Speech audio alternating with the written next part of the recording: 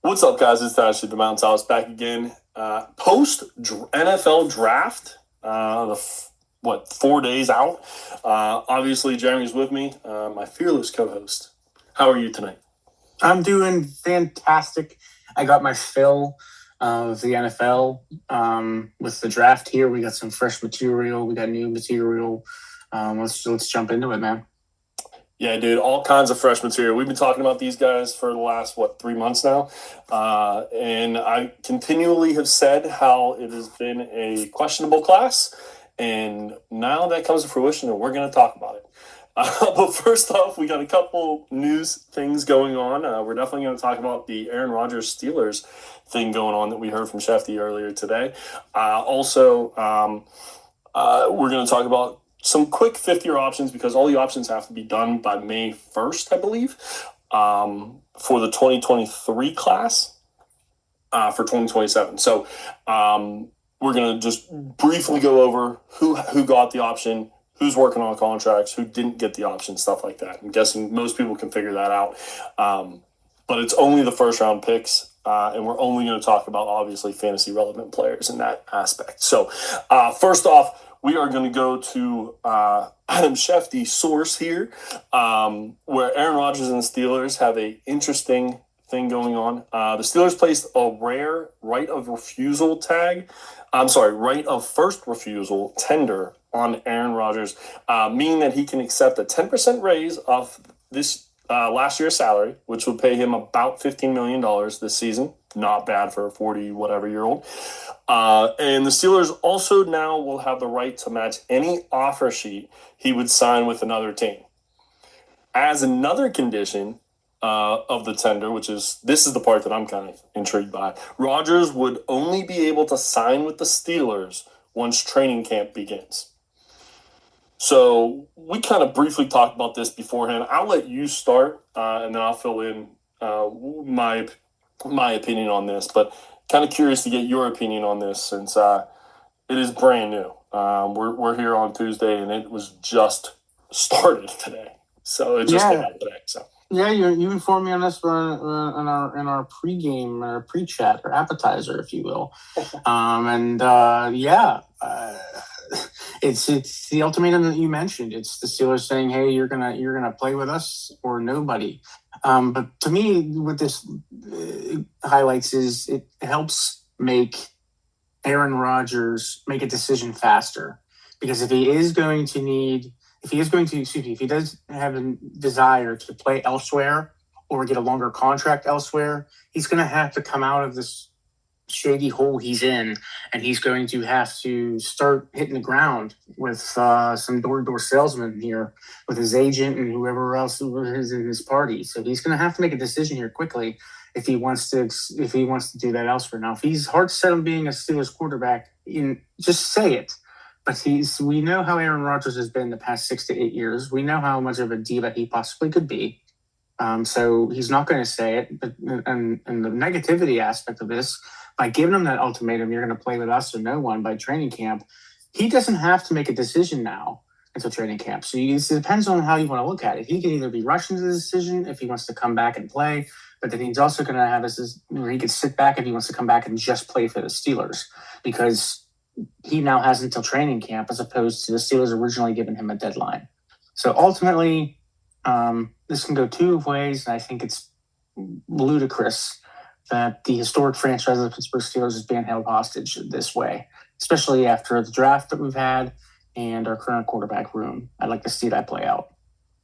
Yeah, absolutely. And we're definitely going to talk about the Steelers quarterback room a little bit later on, foreshadowing there. And I have a soapbox to jump on there for us. Don't worry.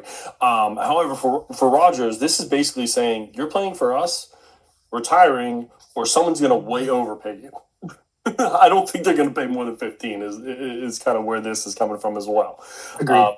So if someone wants to reach out and go crazy on a deal, which they didn't last year, he looked okay, but not great this past year. It definitely wasn't normal Aaron Rodgers.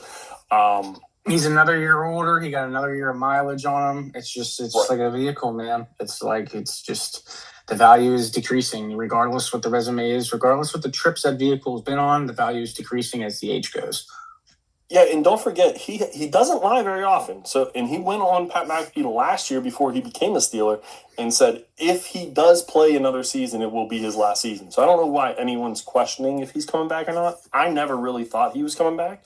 And now with the third round pick for the Steelers, which we'll talk about in a few minutes, when we break down the draft, I don't know if you really need him back, to be honest. We'll see though. But yeah, just wanted to bring that to the attention of the class because I thought it was interesting. I'm a Steelers fan. We're both from Pittsburgh, obviously, and also Aaron Rodgers, one of the best quarterbacks to ever play the game, in my opinion. So definitely important piece of not so much fantasy anymore, but NFL, if that makes sense. So, but yeah, I mean, I think we can move on from that. Talk about some fifth-year option guys. We got about 4 minutes to do that, so we'll just breeze by this real quick, okay? Sounds good. All right. So we got fifth-year options for the 2023 class, I believe, which means they have their option in 2027. So they have a contract until 2027. We're going to start out with the one who already has a new contract, highest paid wide receiver of all time, Jackson Smith-Njigba for the Seattle Seahawks. He was listed as a yes on the fifth-year option, but he already got the deal done. Two guys that are long-term deal are in the works is Bijan Robinson and Jordan Addison for the Falcons and Vikings, respectively. Waiting till at least 2026 for their extension of the number 1 and number 2 overall picks in 2023. Both quarterbacks, Bryce Young for the Panthers and C.J. Stroud for the Texans. I was pretty surprised C.J. has not gotten an extension yet. And then no talks yet for Zay Flowers and Dalton Kincaid, but they did get their fifth-year option. But no talks about an extension yet for Zay Flowers. That was the one that caught my eye the most. What about you? Yeah, to be honest with you, the Dalton Kincaid one also catches my eyes. Well, both of those no talks yet catch my eye, honestly. And I think both of them are in a prove-it level. Both of them are in a prove-it level in different aspects. Dalton Kincaid, I think, is a health issue. It seems like he has himself a history of having missed games. So I'm sure they want to see a nice, healthy, productive season under Dalton Kincaid before they do that. And Zay Flowers has been kind of under the radar, in my opinion, of what kind of talent that he actually has because of the way the wide receiver room is and the way that the offense is ran by John Harbaugh. I think Zay Flowers is kind of in a prove-it type situation here where he's going to be given the floor, he's going to be given the opportunities, he's going to be given the pedestal here. It's a matter of what he does with it. Yeah, I was shocked when Zay Flowers isn't in talks at all for a contract extension because he is the only receiver they had, except for maybe these rookies coming in now. And Lamar at least needs one guy to throw to, right? So pretty surprised by that one.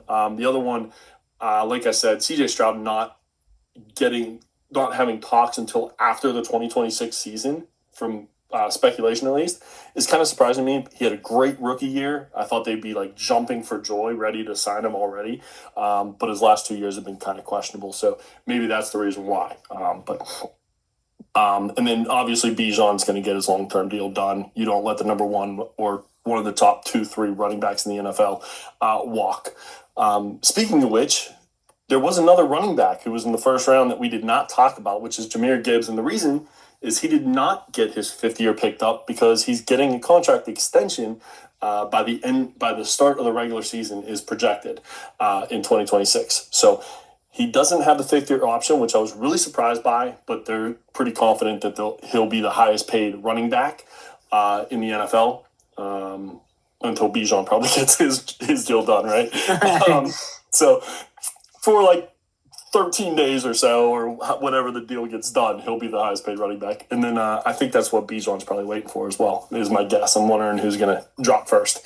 Quentin Johnson, Chargers still deciding on an option. They have until May 1st, so we'll see if they actually tag him or not, or put the option on him or not there for the fifth year. And then the one that probably is we kind of figured wasn't going to get picked up was Anthony Richardson, the number 4 overall pick for the Indianapolis Colts, kind of already brushed over, already number 3 on the depth chart there. He's going to be a free agent at the end of 2026 is what it sounds like. Any surprises there for you? No, not really. just because of the reasons behind it, like the Jahmyr Gibbs thing. If you hear that, you see that on paper, it's like, oh my gosh. But no, it's because the inner workings of a contract are being held down, which is. I agree with you. I'm interested to see who wins the standoff, Bijan or Jahmyr, who cracks first and whose contract's bigger. Well, I got a feeling I know who's going to win that standoff, and it's going to be Bijan because he's already got a contract for next year. Jahmyr does not. So they're pushing the fact of he has to get this done. They have to get it done before the end of this year, or probably the start of this year is my guess. So I have a feeling Jahmyr is going to be the highest paid, and then very, very quickly, Bijan will get his deal done as well. But we'll see. So just wanted to give you kind of an update on those because those are huge names that matter in fantasy, right? I mean, we're talking about arguably the two best running backs in football currently right now in Gibbs and Bijan. They were both in the same class, picked 4 picks away from each other or less than 10 picks away from each other. So, and have lived up to that fact. JSN is now the number 1 wide receiver being paid in the NFL, which is crazy. Coming off of his incredible year. So instead of talking about the 2023 class, we're going to transfer to this 2026 class that we just found out about 3, 4, 5 days ago. So we're going to start out with round 1, and we're just going to go straight through the rounds. Fantasy relevant players only, meaning quarterback, wide receiver, tight end, and running back. We are going to talk about everything we can. Depending on how much time we have, we're going to get through as many rounds as possible. So I'm going to stop yapping and start talking about these players. So in the first round, 101, Las Vegas Raiders selected Fernando Mendoza, quarterback out of Indiana. Not much to say here. We knew this was coming since the national championship, I feel like. He's the number 1 quarterback for me and number 2 overall in fantasy. So anything you want to say extra about Mendoza? I mean, this has been not even a secret. He's already been a Raider, in my opinion. Yeah, not a secret at all. I think he nailed it with the national championship game being kind of the pedestal for there. Yeah, we can move on. All right, cool. So at 103, there was a little bit of a surprise, at least for me. Arizona Cardinals select Jeremiah Love, running back, Notre Dame. I have him as the number 1 running back, number 1 overall. I think most people do. But I want to get your take, and then I'll kind of say my piece. I was a little surprised as well. I absolutely am gutted for Tyler Algier. I mean, our pod listeners know that I'm a big fan of him.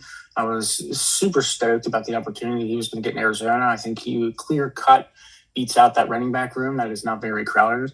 But I think I feel for Tyler Algier because it's the exact scenario that he left. He left a multi-talented superstar running back situation that he was second fiddle to.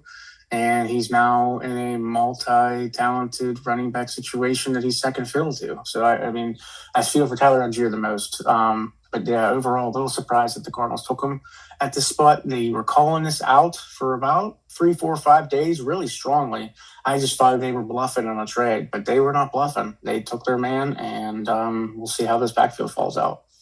Yeah, I mean, you have 2 guys who – honestly, I consider 2 other guys other than Love, who I consider to be top 32 running backs in the NFL, in James Conner and Tyler Algier. And then you have a guy who you drafted in the second round, and I know none of these guys are like Love, don't get me wrong. And then you have a guy, Trey Benson, who you drafted, 2-3 years ago in the second round, hasn't really had a chance to get on the field because of injury and James Conner. And now you have 4 guys who are, I think, pretty legit, all vying for the same position. You wonder if someone's going to get traded here, is what I think. And obviously Algier would be the best option, but probably the weirdest option since they just grabbed him. So we'll see what happens there. 104, Tennessee Titans select Cornell Tate, wide receiver out of Ohio State. I think he's an immediate number 1. I think he is the most talented in this class. Again, our listeners know that Tate was my first wide receiver in this heavily talented group of wide receivers. He was my clear-cut winner, and I think he won here. He's going to a offense that is not necessarily a running offense, especially now they did not take Love. They took Tate. But it's going to give Cam Ward that elite weapon that Cam Ward needs. I think that wide receiver room is decent, but it's not caliber for championship-like material. I think Tate gives him one step further than that. Yeah, I think you got a lot of twos on that team, and then you have Carnell Tate, who could be the one. I think he instantly shows up as the one. Number 4 overall shows that he should be the one. I love everything about this for Carnell Tate, for fantasy, if you get Carnell Tate, because he is going to be the number 1. I have him number 1 wide receiver. I moved him from number 3 on my board, wide receiver-wise, to number 1 because of this, how great this spot ended up being. And you're going to see if Cam Ward's legit or not with the weapons that you have now. And I have him number 3 overall. Some people have him actually ahead of Mendoza now because of how good the spot was, but I still have Mendoza at number 2. 108, New Orleans Saints select Jordan Tyson, wide receiver out of Arizona State.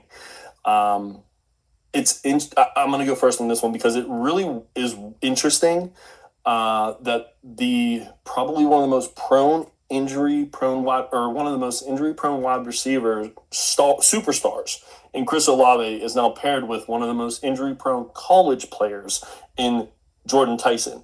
So if they stay healthy, this could be a really, really fun dynamic team. But it is 2 super injury prone superstars that are now on the same team. So that worries me a little bit, but still gotta love Tyson. I think I have him at number 3 wide receiver and 5 overall.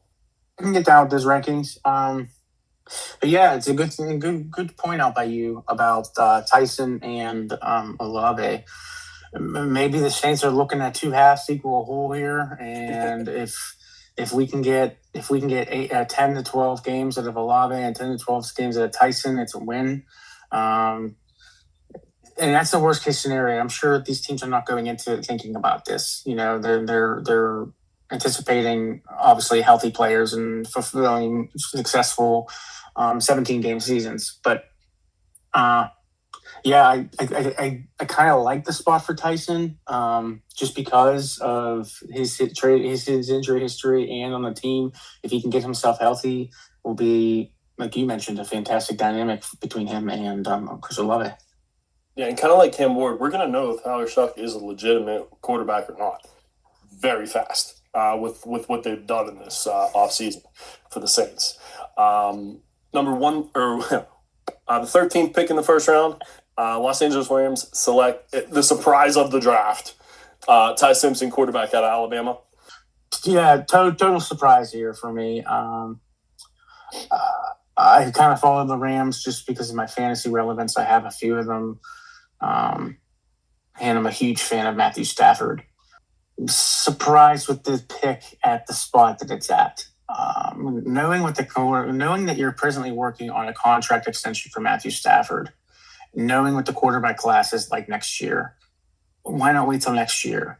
Is not surprising. Why not wait till the second round, even the third round? I mean, you're sitting here saying that you're all in for the championship, and then you draft a quarterback 2 who's not going to see the field unless Stafford's obliterated. I think they could have drafted somebody to help. I think they could have drafted a Lemon. I know Lemon was sought after by McVay. So I'm curious to see what they do with this and the thought processes as the training camp approaches.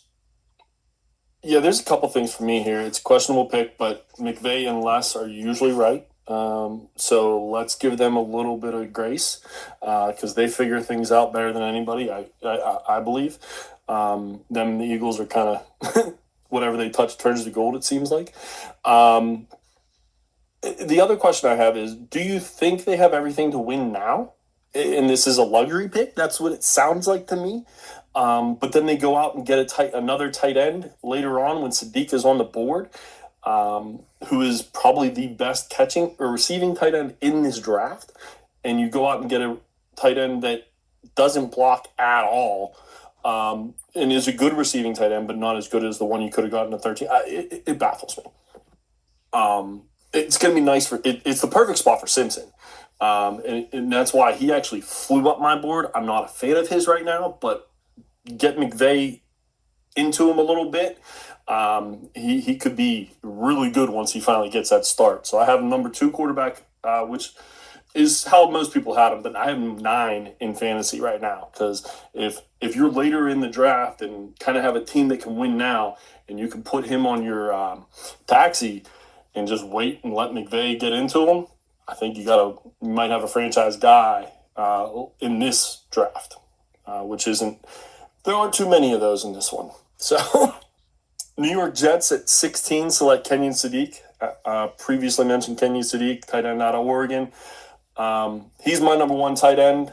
Pretty much most people's number 1 tight end. 7 overall, but he does go to the Jets. What are your thoughts? I don't love the landing spot, but I didn't love the landing spot for Brock Bowers, and look what that's helped them do. I mean, that's the best way I'm looking at this with Sadiq. Sadiq's been my favorite tight end prospect since Bowers, so I'm probably going to be better on where he lands, regardless of where he does. I think it's a great security blanket for the pending season of Geno Smith. Geno loves his tight ends, and to put in an elite athlete with an exceptional player profile, I think Sadiq's there to be successful. I'm not 100% too sure where I rank him between him and our other tight end friends. I mean, I still think him at 1, but I do think the other tight ends got a little closer to Sadiq with the other positions where they landed. So I tend to agree with you for this year. However, for the near future, however, I believe that the New York Jets are doing everything they can to set up for an incredible quarterback in the next year's class. And I know we say the incredible quarterback class every year. The reason this class was so bad was because most of the guys who we thought were coming out this year in this good class have to come out in 27 now. So that is kind of what we're seeing, is that there's a group of 15 quarterbacks that people are saying could go in the first 2 rounds. Now that's obviously going to dwindle throughout the season, the college season and everything like that. We're going to find out who's real, who's not. But you start with 15, you're probably going to end up with 6, 7, 8 good, potentially great quarterbacks. And I think that's what the Jets are kind of doing here, is setting them up with a bunch of weapons. Because we'll talk about another one here in the first round that they end up getting as well. But Kenyon Sadiq is a weapon. I feel so bad for your guy, Mason Taylor, but he's going to be blocking a whole lot, is what it seems like now. So, yeah, Mason Taylor. I feel bad for Mason Taylor myself. I think his absolute ceiling at most is like a Kate Otten at most. And that's on a good day. I think he nailed it. I think he's going to be utilized for his blocking skill, and Sadiq's going to be out there catching balls. Yeah, and you can line Sadiq up almost anywhere, which is kind of cool because he can block a little bit as well, so he could help out the run game too. The 20th overall pick, we have the Philadelphia Eagles sniping the Steelers. We'll talk about that in just a second. The Cowboys traded the pick to the Eagles, excuse me. Mekhi Lemon, wide receiver out of USC. Eagles jumped the Steelers for the pick while the Steelers were on the phone with the player, is what the story is. And the Cowboys basically, going forward to what I got the story as, was the Cowboys actually knew that the Steelers were taking him, were on the phone with him and said, hey, Eagles, do you want him? Let's trade. Like, went to the Eagles to let them know who the Steelers were basically taking somehow. McCarthy, former Cowboy head coach, so there's probably some people in the organization who know people from the Cowboys and slipped out kind of thing is what is being speculated. But being a Steelers fan, I was not happy about this. But it is a great compliment for Smith on the inside. This is goodbye to A.J. Brown. And if you don't think that's true, we'll talk about that in just another second when they pick up a tight end as well. But I have him number 4 wide receiver and 6 overall. What were your thoughts on this? I don't know if I buy the whole malicious storyline, but I do know for a fact that he was on the phone with the Steelers because there's footage of him getting a call from Philly while he's on the phone with the Steelers. It's crazy. I'm surprised this doesn't happen more often with the way that the draft works behind the scenes compared to what we see. Like, there's some picks that are made, and then it takes like 3-4 minutes for them to make the big show and advise who it is. So I think there was some inner workings inside, and the Steelers thought that they were safe with Lemon, and the Eagles just traded up with instinct. I don't know if this is as vindictive as it's being made out to be, but it would make a fantastic story if so. So I'm kind of hoping for that. But yeah, all in all, it does solidify the fact that AJ Brown is gone. Where he's going, no one knows, except Mike Vrabel and Diana Rossini. So we'll see exactly how that plays out. The Vrabel, he's going to be a Patriot June 2nd, maybe even 1st. It makes sense. Vrabel was mad when he left the Tennessee Titans. He was a former coach of A.J. Brown. It all makes sense to me. They need a number one. Romeo Dobbs is not it. Sorry. But all of that makes sense to me. So, but as far as Mikal Lemon goes, he's a good player. Excited to see what he can do and be the complement to the getting the chance Devonta Smith as the number one once June 1st hits. The number 24 pick in the first round, Cleveland Browns select Casey Conception, and I cry. Wide receiver out of Texas A&M. Incredible opportunity for Casey. I mean, he was my number 2 wide receiver coming in. He's still going to be my number 2 wide receiver now. Basically, Tate and Tyson flip because of the spots. He's number 4 overall for me. I absolutely love this player. Super dynamic. And want to hear what your thoughts are.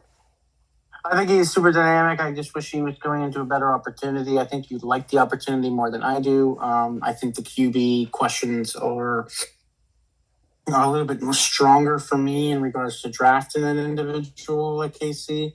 Furthermore, the Browns made another wide receiver pick, which we'll go over down the road here. So, I mean, there's competition already in that wide receiver room. And then having 2, I don't want to say top tier, but 2 high draft picks utilized on wide receivers makes it a little sketch of a situation for me. Well, Jerry Jeudy can't be your number 1. That's a fact. I loved Jeudy in college, thought he was going to be great. He wasn't. He isn't. Sorry. No one on that roster is very good, so they had to go out and get some weapons for whoever the quarterback's going to be in 27. Because again, I think this is the same thing as the Jets. They're building now to get their quarterback next year in that class. Because I have a feeling that the Jets and the Browns are both going to pick pretty high next year, just because you got to have quarterback play, and they both don't. Those are just my thoughts. But the reason I think this is a great spot is because KC and Denzel Boston do 2 completely different things. They can complement each other really well. Also, KC Conception does a lot of gadget stuff, which you don't need a quarterback for, and they're probably going to run the ball a lot, which is going to help KC get the ball as well as Quinshon Judkins. So that's the reason that I think he can play well this year, whereas Boston, who we'll talk about in a minute, and very shortly actually, and all the other receivers kind of need someone to get them the ball. KC can get it in a short area and yak yards after.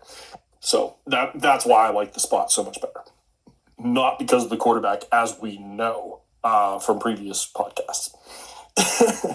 Going back to the New York Jets at pick 30, they trade into the first round again to get their 3rd player in the first round. Second fantasy relevant player, Omar Cooper Jr., wide receiver out of Indiana. They trade with the Dolphins or the Dolphins got from the Niners for pick 127. So, and then the Niners traded the pick to the Jets. So I screwed that all up. The Niners traded this to the Jets, basically. Another piece for 27 quarterback, as I said before. I have him as number 5 wide receiver, 8 overall. Your thoughts? And if you would flip-flop Omar Cooper's stats and KC Conception's rankings, I would be a little bit comfortable. I like Omar Cooper a tad more than KC. I think his landing spot helps him immensely here. It just helps complement Garrett Wilson and Sadiq, in my opinion. I think there's plenty of ball to go around. I like Omar Cooper here a little bit more than KC Conception just by landing spot. I'm looking forward to seeing what he can do into the Jets. I'm interesting. So you think Geno is the Jets are in a better situation quarterback-wise than the Cleveland Browns are right now? Because I don't think they both have a quarter. I think they're both getting a new quarterback next year. Oh, I fully agree. I think they're in the same so far. I think what you've mentioned so far in regard to this being tank for 27 QB is totally on. I fully agree with that. I personally think I would be taking Geno Smith on a waiver wire pickup for a bye week a lot quicker than I would be a Shedeur Sanders. True. That's where I'm at here. I think Geno Smith had a horrible line. I think he had a horrible coaching system. I think he got dropped into a horrible situation of a team that was tanking for a quarterback in that class, whoever ended up being the one, unless they were totally in on Mendoza before anybody else, which I doubt. But nevertheless, I do other things for my living. I don't do football. So that's where I'm at on that. Okay, that makes sense.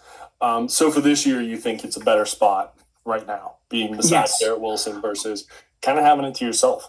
That's why I like this spot so much for KC because of, he's the number one. They picked him in the first round. He's going to be the number one guy. It's just can they get him the ball? And then at pick 32, the second surprise for me, second biggest surprise, Seattle Seahawks. Pick the second running back off the board, Darian Price, from the same school in Notre Dame. So Notre Dame has 2 running backs in the first round this year taken. And I have him as the number 2 running back, 12 overall. So he jumped in my first round now. I love it. I don't want to say I'm super shocked because there was grumblings that they were going to try to trade up to get Love. I know that they were running back needy after losing Kenneth Walker. I know it was their decision, but I know they couldn't go in there with the running back room they had with Charbonnet hurt. I'm not surprised that they grabbed a running back. And maybe, to be honest, I'm not surprised that Price was the second one gone. I think he was a Tyler Algier situation where he was behind Love, and he was still able to produce numbers and like that, but he was behind just a generational talent. I think Jadarian Price is going to excel in a Seahawks role, and I don't think it's going to be Charbonnet's to walk in on when he's healthy. All right, I like it. And Price didn't get a chance to really pass catch in Notre Dame because, Love is like a premier pass catcher from the running back position. So he didn't really need to, but he showed that in the offseason in this process coming up. So you could see him being the pass catching back when Charbonnet does come back, kind of like he fills the Walker position when Charbonnet comes back as well. So I like that call. So we spent a little bit of extra time on the first round because the first round players are usually the ones that matter the most. So we're going to go a little bit quicker here for the second round. Hopefully, we love to talk, so we'll see. Second round, the first pick in the second round, again, another shocker, San Francisco 49ers, excuse me. Select DeJon Stribling, wide receiver out of Ole Miss. This one I'm going to agree with you. I was totally shocked, especially considering what wide receivers are on the board at this time. I think Denzel Boston is far more superior than Stribling is. So I'll take that to the bank. We're recording here, so hey, but I think Denzel Boston is far more superior than Stribling. So I would have sworn that they were going to take Boston.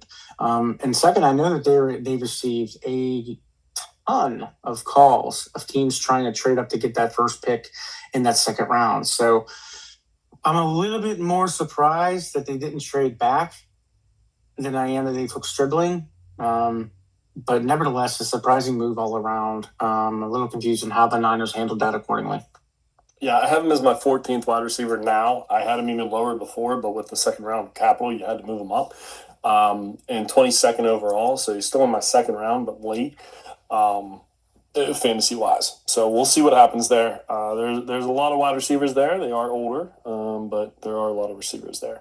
207, or the 7th pick in the second round, excuse me. I'm getting ready for fantasy draft, sorry. Cleveland Browns select Denzel Boston, wide receiver out of Washington. We kind of talked about this one already, but were there any other thoughts that you had about this draft for the Browns? No, I'm more interested to see the competition between Boston and KC than I am the quarterback competition with Shedeur and whoever they are, Deshaun or Dylan. It's 2 elite wide receiver talents that are going to be able to produce some serious numbers for them for the present and current future. And I'm wanting to see how those two gel. Yeah, and Judy instantly becomes the number 3 in my opinion. He absolutely is now the number 3 four option receiving wise, number 3 wide receiver. Thank you for clarifying that. Yeah, he's definitely the 4th option. Yeah, because I mean, you still have Harold Fannin, who might be the number 1 option still. Those 3 guys put together, Fannin, Boston, and KC, they all do something different, which is what I love to see in an offense. So we'll see what happens. I think they'll be able to mesh together well. We'll just see what the quarterback play is. I have him number 6 wide receiver, 10 overall. So still didn't move much. I think he kind of stayed the same. The 15th pick in the second round, Pittsburgh Steelers select Jeremy Bernard, wide receiver out of Alabama. Fantastic first name, not going to lie. Spelled differently, but I can get it. It counts. Great guy, great skill player with a very solid collegiate history. I think he is going to be able to come in here and do well behind the veterans that we have. Yeah, no, I think he's a perfect complement piece. I'm a little bit worried about his fantasy stock. Just like I said about KC, I was hoping his stock would fall because he'd be a Steeler. He's instantly the number 3, but he does solidify that slot position. And you can still play him outside as well and move Pittman in, which is what I was talking about with KC as well. So it's kind of the same kind of player. I just like KC better. So I'm happy with the pick. It makes sense. The Colts traded the pick to the Steelers. So the Steelers moved up for this pick to make sure that they got their guy. I have him number 11 wide receiver, 17 overall. So pretty mid in the second round. 22nd pick in the second round, the Philadelphia Eagles select Eli Stowers, tight end out of Vanderbilt. I like this. This is definitely they are definitely a positive tight end team. You still have to deal with the running game that they have and then the push they have. But when it comes to red zone targets, the tight ends and the Philadelphia Eagles gel together like peanut butter and jelly. So I think this is a great landing spot for Eli Stowers. I think he is just a few combine numbers behind Sadiq.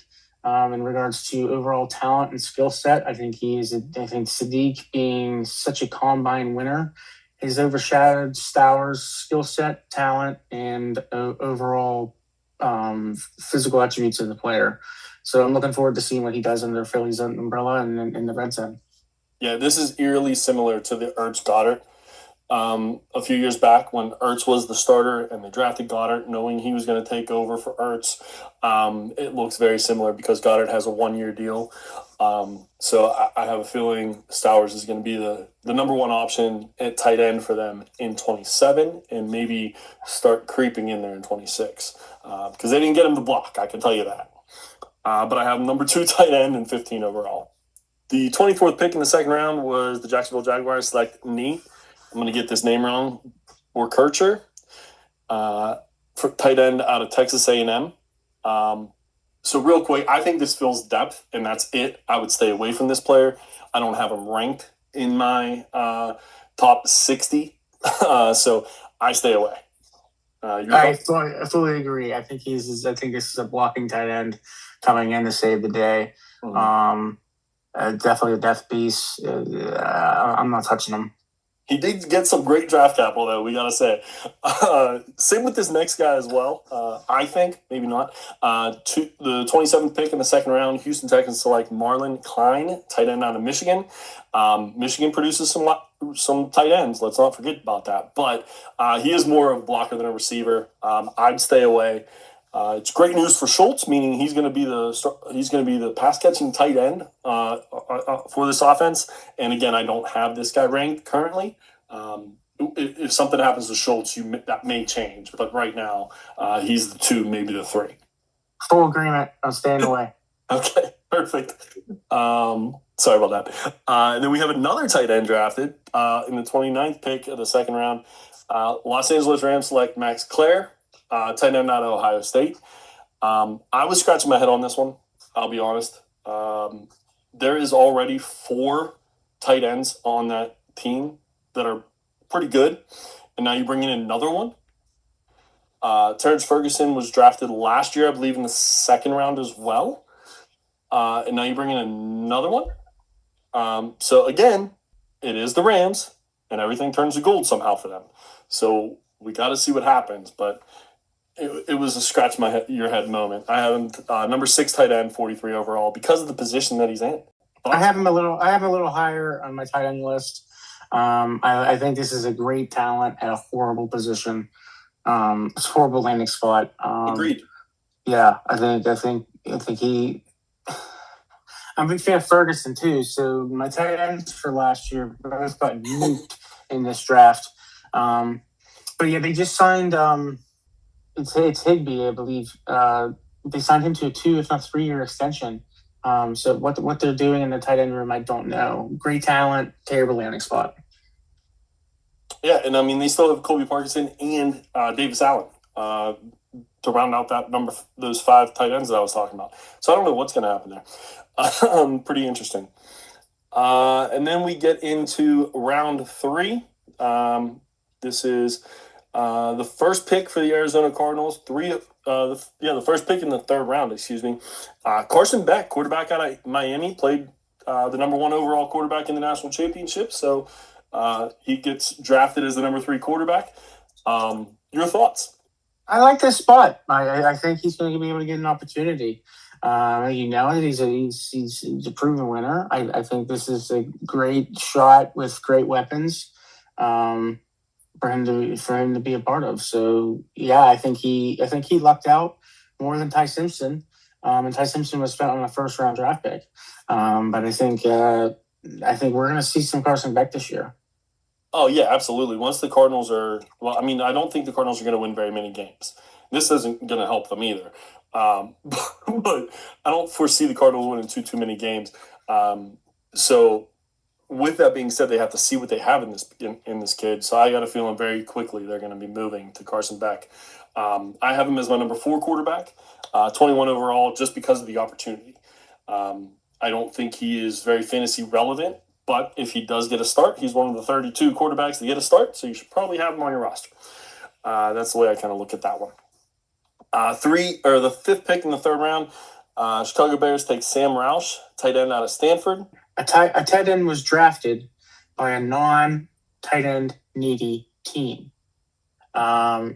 This just tells me that they have plans for this current tight end room. Someone's leaving, but. I don't think this impacts Loveland too much. I think this is kind of like a depth piece of youth in regards to the tight end spot. But again, another team that didn't necessarily need a tight end drafted one. Yeah, I mean, this spells the end of Cole Kmet in my eyes. And I don't have this player ranked as well because Loveland was just drafted last year, 10 overall. Right.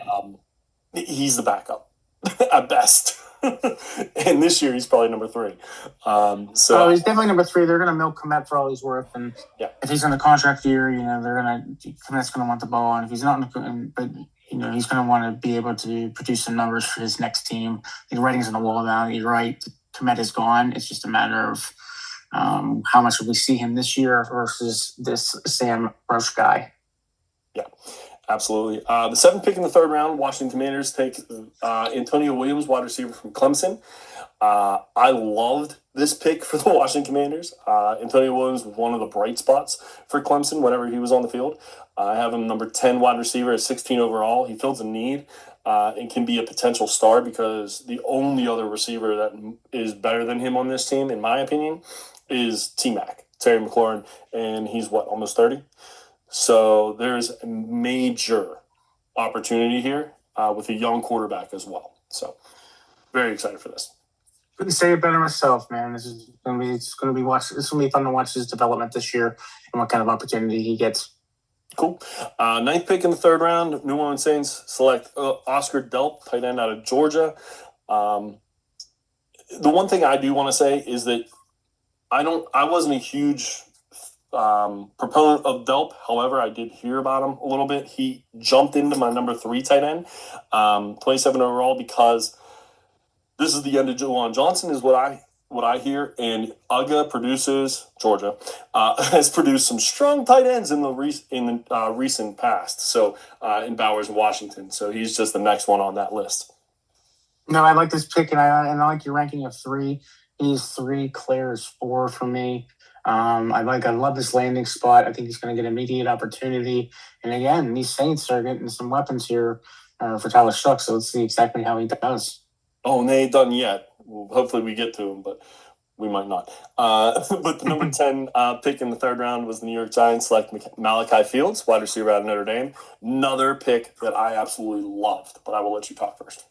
I think this is a great. Sorry, I think this is a great pick for the Giants. Honestly, I think they need somebody like a Wan'Dale Robinson who left a gaping hole in the Wan'Dale Robinson type scheme of that format and that team. I think Malachi Fields is going to be able to fill that in correctly. I think he's going to pair perfectly with Neighbors, and I think Isaiah Likely is going to have a fantastic position in this pass game as well. But I like Fields being able to have some time to develop and get some balls. Yeah, Malachi Fields shot up my board. I now have him top 10 wide receiver, number 9 wide receiver, and 14 overall. So right on that first, second round cost or flip there, because whoever went to this spot pairing with Malik Neighbors was going to jump up my board. And it just so happened that it was wide receiver that fits perfectly with what they're trying to do. So very, very happy with this. Big receiver to pair nicely with Neighbors is what I said on here. So super excited about his potential. However, the Miami Dolphins went at the 11th pick and picked Caleb Douglas, wide receiver out of Texas Tech, who was not on my board at all. Didn't even know who this guy was, to be honest with you. Surprising name, but he's going to get a chance. He also jumps into the running back or the rookie draft conversation. I don't know if you agree with that or not. I have 19 wide receiver, 35 overall, so in that third round, when I didn't even talk about it beforehand. No, I agree, and I think it's solely dependent on landing spot. This is one of the reasons why I preach that landing spots are so important, because it makes these prospects who were deemed irrelevant on original rookie sheets relevant. I think he is going to be impactful in some aspects. He's going to get a chance. Who else is in Miami now the Waddle's gone? And they have a bunch of B and C rated wide receivers, but they don't have anybody elite. I'm not saying Caleb Douglas is going to be that one, but I think he goes into a crowded but not crowded wide receiver room, if that makes sense. And he's going to get himself a chance. Yeah, Tutu Atwell, I believe, and Malik Washington are not going to stop these receivers that they drafted. The 12th pick in the third round, the Pittsburgh Steelers select Drew Aller, quarterback out of Penn State. I'm going to let you go first because I have a lot to say. I don't got much to say. I'm not surprised that they took a quarterback in this draft. I was a little surprised they took one in the third round. I'm a little excited for Drew Aller, just being a Penn State follower. I think he would be higher ranked if he had a healthy season. And I stand by that. I'm happy that he got on the Steelers, and I'm kind of hoping that Aaron Rodgers doesn't show up, because I would like to see Aller get himself an opportunity with a little bit more start time. But I'll be glued to it. But I'll let you have the floor. Yeah, so I as a Steeler fan, I was stoked. And I think the reason they picked him in the third round is because their other option in Carson Beck already went. That's personally why I think he went in the third round, because they were going between the two, and whoever went first, they were going to try to get the other one. My personal opinion. But he's the prototypical quarterback, and he can move. McCarthy is supposedly a quarterback guru. That's what everyone said when he came in, right? And everyone was all excited about Will Howard learning under Mike McCarthy. Will Howard has half of the potential quarterback skill that this guy possesses. If you would have given Drew Aller the receivers that Will Howard had in Ohio State, there would have been no question who won the national championship that year, just like it happened that year. Name one wide receiver in the NFL or even that you knew in college that Drew Aller got to throw to outside of his tight end, who is not a wide receiver, and Tyler Warren for 1 year. I am ecstatic about this because now he has DK Metcalf, Michael Pittman, and Jerry Bernard to throw to, not forgetting about the two running backs in the backfield and Pat Freiermuth. Super excited about this. He is a prototypical style quarterback who can move and a very low interception rate. Yes, he does. He needs to fix the consistency, but if this Mike McCarthy is supposed to be a quarterback guru, he should be able to fix that, correct? So if you're talking about Will Howard being the next guy, and he was a 6th-round pick, and nowhere near the skill set that Drew Aller has, then you can't be upset about Drew Aller being drafted in the 3rd round to become your future quarterback with the same guy with better skills. I'm off my soapbox. Solid soapbox to be on, sir. I can't really disagree with much you had to say. So I have number 3 quarterback, 20 overall, because I am ecstatic, and I don't really care now if Rodgers comes back or not. Throw him to the fire for all I care, because you have a couple years to groom him. So my thoughts. Anyway, we're going to move on. I could talk about that pick for a while, so we're going to move on here. Pick 15 in the 3rd round, Atlanta Falcons select Zachariah Branch, wide receiver out of Georgia. I'm going to take a minute, so you can go ahead. No, I think Branch is going to be a great compliment to Drake London. It's a wide receiver room that's not necessarily known for having too much stuff here, so I think he immediately propels into the wide receiver 2 type categories. I look for him to have some opportunity this year.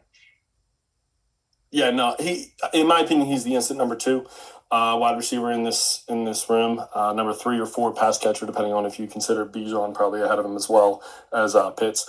So good compliment to London, though. Kind of gadget guy, which is not really what London does. So wide receiver 13 on my board, 19 overall.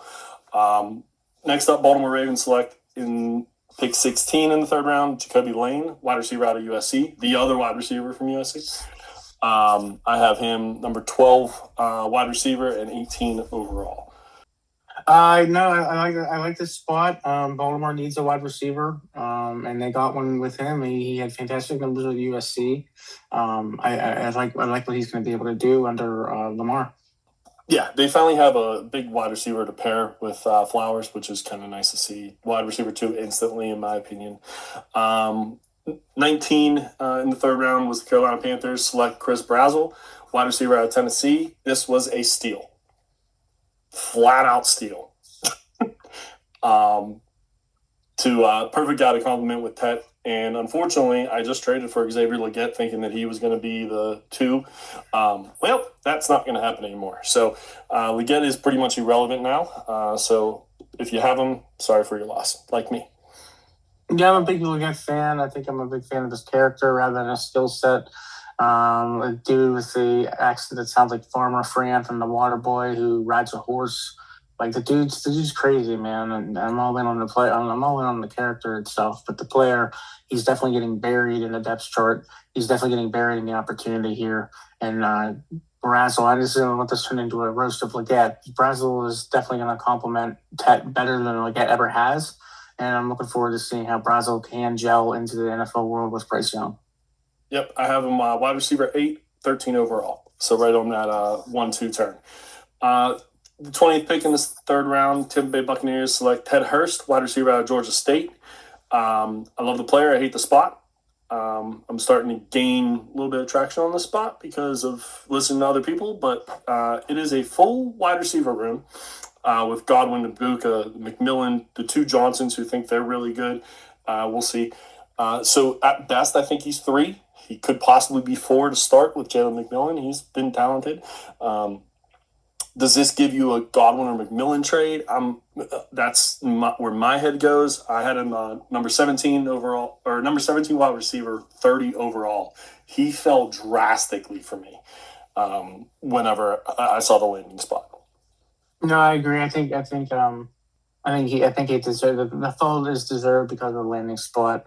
You nailed it word for word. Love the player, hate the spot. I don't think this leads to a trade. I think McMillan's there, and I think Godwin's on his last year. So this is just going to be a rookie depth piece, kind of like McMillan was last year, where Hurts might get some opportunities, but that's it because you got the running backs as well that can catch the ball. So it's very crowded. Yeah, one of the most crowded wide receiver rooms there is. 23rd pick in the 3rd round, Miami Dolphins select Will Kekmaric, We're going to go with that. Tight end out of Ohio State. So the second tight end out of Ohio State, Eagles traded pick to the Dolphins. He's a blocking specialist. I do have him as tight end 9, 48 overall. Just because it's the Miami Dolphins, there's so much area for opportunity on this team. So if he shows out, he might be able to get something. I'd take him in the 4th, 5th round.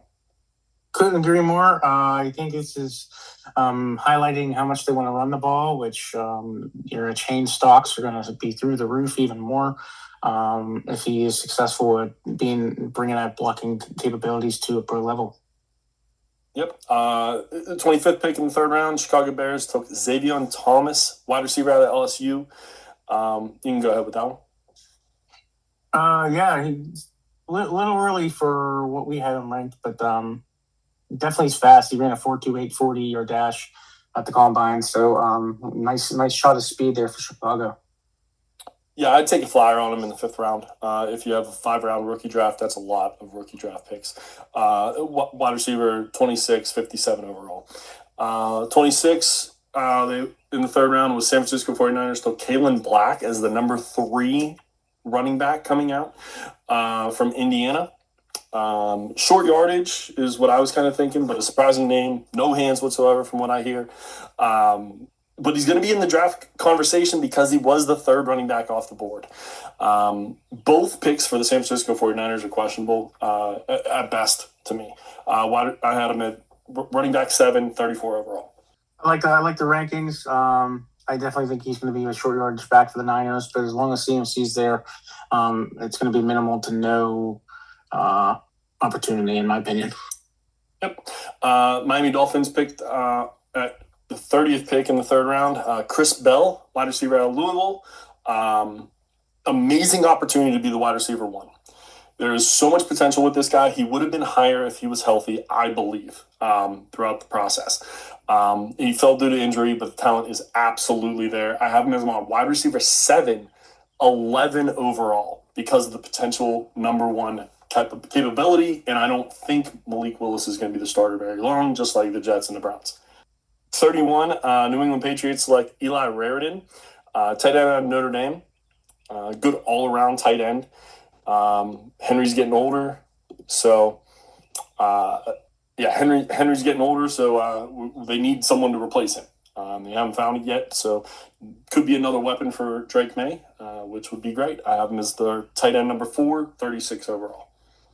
Yeah, most of the offensive players for Notre Dame were overshadowed by Love, but I think this is a great spot for him. New England is notorious for utilizing their tight ends, and he is going to have an opportunity behind an aging Henry. Absolutely. So we went through the first 3 rounds. We like to talk a lot, so we only got that far. But we were going to cut it off here. We may decide to come back to this next week and push some other things around. We'll see. Next week, we were supposed to do a mock draft. So I'm pretty excited about that. We can just jump to that. Up to you. We'll figure that out next week. But I'm sorry, next week we're actually off. But the following week, the May 10th through the 16th week, we'll be doing a post-mock NFL draft, mock rookie draft, and then find out what changed and why. We kind of talked about that a little bit in the first 3 rounds. But was there anyone in the later rounds that you were really excited about? I guess would be the one question to ask before we get out of here. Jonah Coleman seems to be getting a lot of hype. The running back out of Washington going to Denver. It seems to be a pretty decent landing spot, but that wide receiver room is not necessarily trustworthy. You have J.K. Dobbins, who has produced decent numbers but can't stay healthy. You had R.J. Harvey for whatever reason the Broncos are not a fan of. They were in all the running back free agency pools that they could be in. So Jonah Coleman's going to have himself an opportunity, in my opinion. Yeah, no, I have Jonah Coleman actually the 5th running back and 26 overall. So I agree with you. He did fall a little bit in my rankings, but that's because there's so much in that backfield. But he has the opportunity to be the 1. So I would definitely take a flyer on him. I think Nicholas Singleton going, I don't even know what round he went in, but doesn't really matter because 5th round, 25th overall. Yeah, I mean, super late in the 5th round. However, you have Tony Pollard and Tajay Spears, who's never really succeeded, ahead of you. You have an opportunity, which That's all we can really ask for is an opportunity. With the running backs that we have this year, they're all kind of clumped in the same area. So Nicholas Singleton, Adam Randall both have great opportunities, and I have them as my running back 3 and running back 4 respectively. But Jonah Coleman, I agree with you. Great landing spot as well. Damon Claiborne, great landing spot with Minnesota. Just to say a couple other running backs, because most of the running backs ended up being on day 3. So wanted to get a couple of those guys out there for you. One landing spot I actually hated for running back wise was Mike Washington. He was my number 3 running back going in and is now my number 10 running back because he is now behind Ashton Genty and is hoping for an injury. Basically, that's the only chance he's got, fantasy wise at least. So if you draft him, you're hoping for an injury at that point. Who was the one of the people that fell for you, I guess, because of the landing spot outside of the first 3 rounds? To be honest with you, not only just fell, but also poor landing spot was Katron Allen. We'll stick with the running back mode here. He fell to the Washington Commanders. Now, it's just kind of like a sneaky possibility that he could be doing because it's a very crowded running back room, but there's also low draft stock running back players and injury-prone running back players, and not really a superstar developed there. So I'm looking forward to seeing exactly what he can do with the Commanders, but I was surprised to see him fall to the 6th. Yeah, I was surprised he fell so far. I was surprised a lot of the running backs fell so far because there are some spots there that don't really have a running back room at the moment that you're excited about. So kind of tells you how the running backs were in this draft and how people were kind of just trying to pump them up a little bit, I feel like, in the draft process. One other guy I want to talk about, Taylon Green, going to Cleveland. You at least have an opportunity. If he can figure out how to throw the ball, this dude could be exciting to watch in a fun fantasy option if he becomes the starter because he has wheels. If he can kind of figure out the throwing part of things, he'll be even better. But there's also talk about him maybe being a wide receiver or whatever as well. So you have some other options there too. So someone I would take a flyer on late third, early 4th. Other than that, Kate Klubnik had a nice landing spot as well for the Jets, quarterback-wise. A lot of the quarterbacks ended up getting really nice spots, right? Which was something I was surprised about. Like, except for Ty Simpson, pretty much every single quarterback at least has a room that they can contend in, if that makes sense. So, cool. Correct you slightly bit on that one because Ty Simpson is the only negativity that Ty Simpson's going to face is starting time. That's what I mean. Yeah, but I mean, to be honest with you, man, some of these quarterbacks are getting into an opportunity where they're not going to get the attention that Ty Simpson's going to get. Ty Simpson's going to be the project in the offseason, the project in the preseason, and they're going to make him be the center of focus behind the scenes actions. And again, as you touted a few times in this pod, he's under great hands with Les and McVay. So I don't want to say, I think, and you clarified that, but I think for the sole purposes only of starting this year, Ty Simpson got the negative aspect in this. But if you're looking at this overall and on paper, I think Ty Simpson was one of the more lucky ones. Yeah, I was just making the case of like, you're not passing Matthew Stafford. That room's kind of solidified. But Las Vegas, Kirk Cousins you can beat. Drew Aller, who knows about Rodgers, but you can beat Will Howard. Carson Beck, there's nothing there. The Jets, you can beat out Geno Smith probably. Taylon Green, nothing there, right? So there at least is a conversation for the rest of the guys that I have in the top 7 or top 6, excuse me. But Ty Simpson's going to be sitting. He's kind of like the Jordan Love, right? You're not getting in front of him until they decide you're ready, and he wants to move on. So that's all I was trying to say. I'm not like Ty Simpson's my number 9 overall, and Drew Aller's my number 20. So there's a gap there. Don't get me wrong, but I would take a flyer on some of these other guys because they do have potential. Anything else you want to talk about before we head out? We're a little bit over, but it's okay. It's draft week. No, I got really nothing else to add here. I think we did a great summary here. I did want to stress to our listeners, though, that if you'd like to break down on the first 3 rounds, We do have this breakdown available for all 7 rounds. So we had this pod to kind of eye it up a little bit longer. But we, like he said, we ended up talking too much. So please reach out to us on our socials if you want to get some of the breakdowns or get any questions on, hey, what are your thoughts on Emmanuel Henderson, the wide receiver that Seattle drafted in the 6th round? Or, hey, you guys have Adam Randall, the running back out of Clemson, going at Baltimore. What kind of opportunity you have to be a backup? So anything you have questions on that, please utilize our socials, because we did. Mickey especially took some time here to break it down on each individual round. Yeah, absolutely. And with that is a great segue. Well done, sir. Check us out on Podbean, YouTube, and Apple. Socials are at dynastymttops, Blue Sky, and X. Email us if you have any of those questions. Also, comments, show ideas. What did you think about where we have people ranked? I know people are going to hate my Drew Aller take. I don't really care. You can email us at dynastymttops at gmail.com. Like I said, for any comments, show ideas, tell me I'm wrong, don't care. We're all about taking constructive criticism here as well, right, Jeremy? But anyway, for Jeremy and I'm Mickey, this has been Dynasty Mountaintops. Have a great evening. Sorry the draft is over. Good luck in your rookie drafts. Thanks a lot for listening.